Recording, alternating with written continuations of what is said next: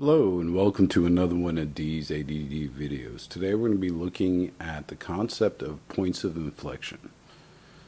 So you've probably already done relative extrema problems. When we're finding the first derivative, we set it equal to 0. We find our critical points, right? These are our possible maxima or minima.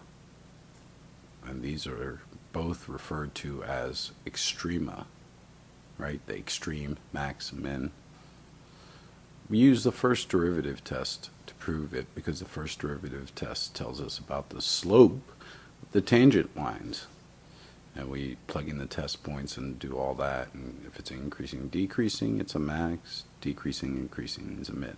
All right? That should be a brief review on the first derivative test.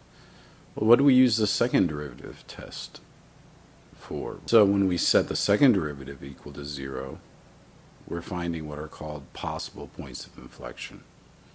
They're a possible point of inflection because we haven't proven it to be so. Just because it equals 0, the second derivative at that point, doesn't mean it's a point of inflection. We have to put test points on either side of this possible point of inflection into the second derivative. Okay? And once we look at the concavity, the test point will tell us whether it's concave up or down. If it changes concavity on either side, it's a point of inflection. So, looking at this graph here, you see all these green dots. These are all points of inflection. The points of inflection, these green dots, would be listed as an x and the corresponding y. -2 has a function value of 1, so does 1, 3, but here at 4 we have a y value of 2. So you see how they're listed? It's an x and a y. If you're not given a function, how do you find that y value? Well, anytime you want a y value, whether it's for the critical points and the maxes or mins, or for these points of inflection, you always go to the original equation.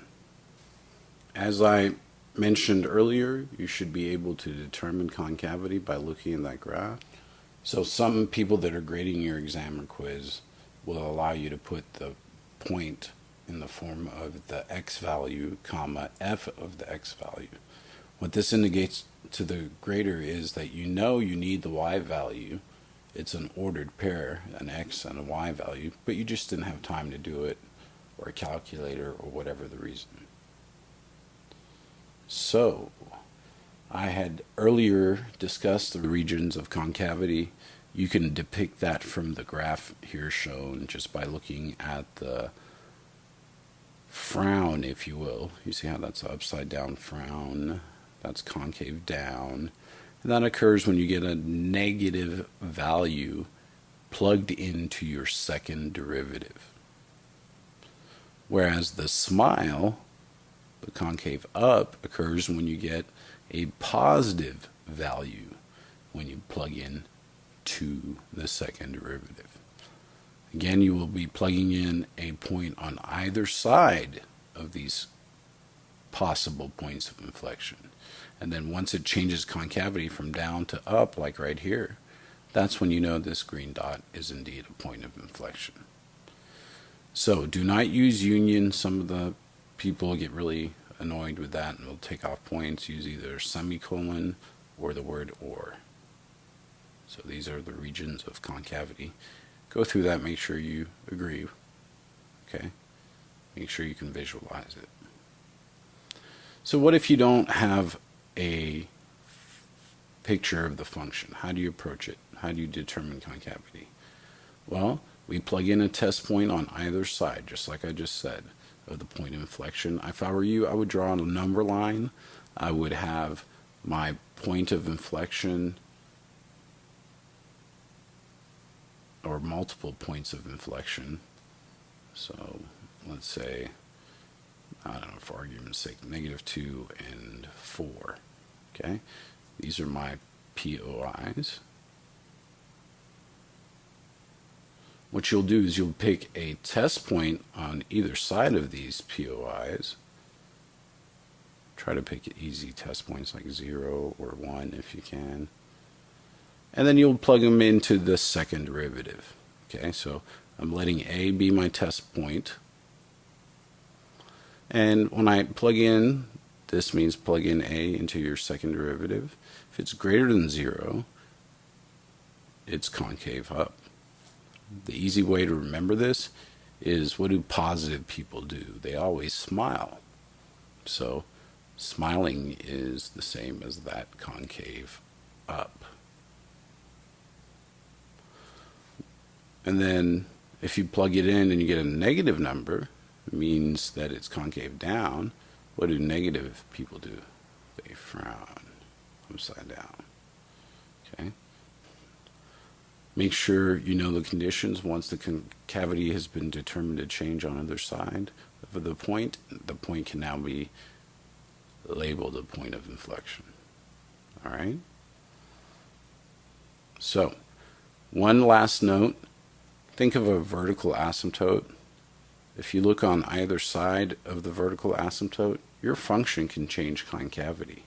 So make sure that when you're doing this number line, you don't forget about the vertical asymptote, because that could be concave up on one side and concave down on the other side.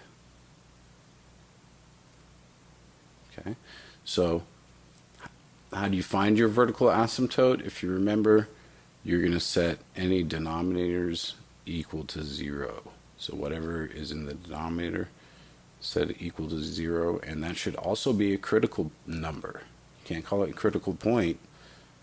It's not a point, but it is a number. So you can't make it a max or a min,